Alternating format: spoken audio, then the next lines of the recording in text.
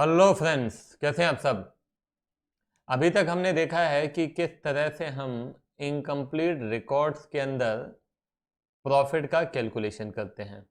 ठीक है, statement of affairs बनाते हैं ओपनिंग क्लोजिंग कैपिटल फाइंड करने के लिए, और फिर कैपिटल के जो डिफरेंसेस है क्लोजिंग कैपिटल और ओपनिंग कैपिटल के बीच में, वहां से हमारा प्रॉफिट आ जाता है, राइट।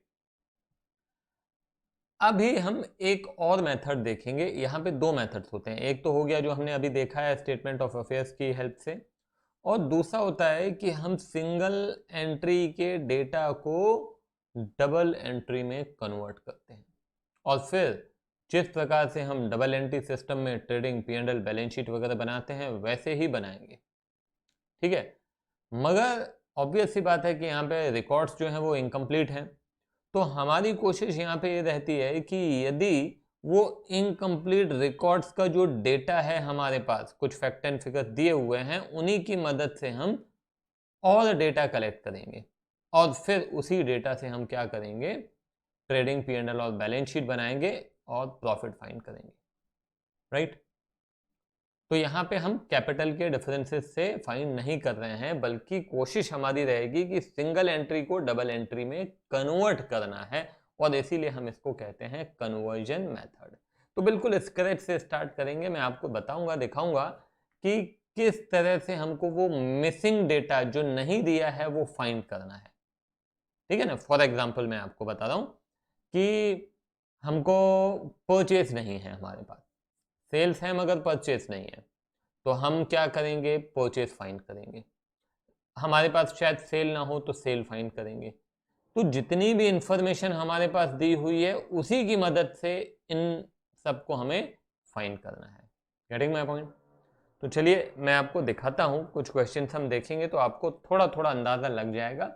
शुरुआत में बहुत सारी वैरायटी हम कवर नहीं करेंगे, शुरुआत में बहुत मिनिमम वैरायटी के साथ हम क्वेश्चन स्टार्ट करेंगे। ठीक है, चलो। तो ये देखिए यहाँ पे क्या लिखा हुआ है, अच्छे से पढ़िए। A firm sells goods at gross profit of 25% of sale on 1 April 2018 the stock was 40,000। ये क्या दिया हुआ है, ये आपका ओपनिंग स्टॉक दिया हुआ है। परचेजेस का हिसाब किताब भी रखा है बिजनेसमैन ने, 1,10,000। क्लोजिंग स्टॉक भी है उसके पास 30,000। अब what was the value of sale, मगर सेल का हमारे पास कोई हिसाब किताब नहीं है। तो क्या हम सेल फाइंड कर सकते हैं? हाँ, फाइंड कर सकते हैं। अगर ये सारी चीजें हैं तो हम कुछ हद तक ये सेल हो गया, ओपनिंग स्टॉक हो गया, क्लोजिंग स्टॉक हो गया, इसको फाइंड कर सकते हैं। उसके लिए एक फॉर्मूला है। ये फॉर्मूला आपको बहुत अच्छे से मालूम होना चाहिए। हालांकि ये फॉर्मूला मैं ऑलरेडी फाइनल अकाउंट्स में डिस्कस कर चुका हूं, एक बार फिर से मैं आपको दिखा देता हूं। एग्जाम्पल के साथ मैं आपको बताता हूँ, ठीक है, ध्यान देना। मान लो कि मेरे पास 50 रुपीज के गुड्स हैं, 50 रुपीज के गुड्स हैं ऑलरेडी, तो मैं इसको बोलूंगा ओपनिंग स्टॉक। अब मैंने 100 रुपए के गुड्स और खरीद लिए, इसको मैं कहूंगा परचेजेस। तो अब मेरे पास कितने के गुड्स हो जाते हैं, 50 + 100 दैट इज 150। ठीक है, गेटिंग माय पॉइंट। ठीक है, तो अभी 150 के गुड्स हो गए मेरे पास। अब मैं क्या करता हूं, इसमें से 75 के गुड्स बेच देता हूं। 75 के कितने में बेचता हूं उससे मतलब अभी नहीं है, 75 के गुड्स बेच दिए। ठीक है ना। तो यदि मैंने 75 के गुड्स बेच दिए तो उसको हम बोलते हैं कॉस्ट ऑफ गुड्स सोल्ड। कितने में बेचे दैट इज कॉल्ड सेल, कितने के बेचे that is cost of goods sold. Getting my point. मैंने 75 के बेचे, कितने में बेचे वो सेल कहलाएगा, कितने के बेचे वो कॉस्ट कहलाएगा। मैंने 10 रुपए का पेन खरीदा, ठीक है ना, और ये मैंने 15 में बेच दिया, तो 15 में जो बेचा दैट इज सेल। और कितने का पेन था ये 10 रुपए का पेन है, तो ये कॉस्ट ऑफ सेल। गेटिंग। तो ये मैंने क्या ले लिया, कॉस्ट ऑफ गुड्स सोल्ड 75। ठीक है। तो यदि मेरे पास 150 के ऑल टुगेदर गुड्स थे, मतलब 50 और 100 150 के हो गए, जिसमें से 75 मैंने बेच दिए, तो बाकी बचे कितने, बाकी बचे 75, तो वो ये इसको हम कहते हैं क्लोजिंग स्टॉक। तो ठीक है ना, तो जितने के थे और खरीदे दैट इज इक्वल टू जितने के हमने बेचे और अभी भी रखे हैं, ये हमेशा इक्वल ही होगा। Getting my point? तो ये इक्वेशन आपको अच्छे से मालूम होना चाहिए। इसी में से बहुत सारे इक्वेशन निकल के आते हैं, मैं आपको बता रहा हूँ। ये कॉस्ट ऑफ गुड्स सोल्ड को मैं इधर लेके आता हूँ, बाकी सबको इधर कर देता हूँ मैं। तो हमारा फॉर्मूला क्या हो जाता है, cost of goods sold is equal to, ठीक है, इधर इसको करूंगा तो ये माइनस हो जाएगा, फिर इधर करूंगा तो ये माइनस हो जाएंगे, फिर साइन चेंज होंगे।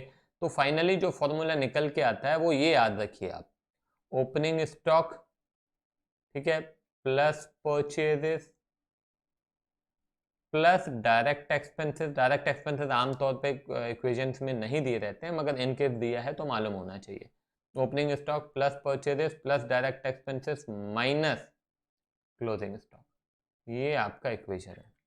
ठीक है, तो इस इक्वेशन में से आप सब फाइंड कर सकते हैं, ये भी फाइंड कर सकते हैं, ये भी कुछ भी फाइंड कर सकते हैं। आपके पास दूसरी चीजें दी रहती हैं और आपको ये फाइंड करना रहता है। तो ये सिंपल सा इक्वेशन आपके दिमाग में एकदम क्लियर होना चाहिए, याद रहना चाहिए। Cost of goods sold is equal to opening stock plus purchase plus direct expenses minus closing stock.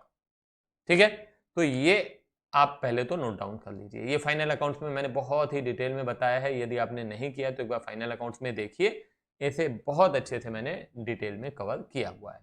ठीक है, देखो अब क्या करना है, यहां पे उस पे आ जाओ। यहां पे पूछा गया है, क्या पूछा गया है, देखो सेल। अब सेल यहां से तो फाइंड नहीं हो सकता है, सेल यहां से कहीं भी इक्वेशन के अंदर सेल नहीं है, और पूछ क्या रहा है, सेल। तो क्या करते हैं आप, सेल किसी और अकाउंट की मदद से फाइंड कर सकते हैं, जैसे कॉस्ट ऑफ गुड्स सोल्ड।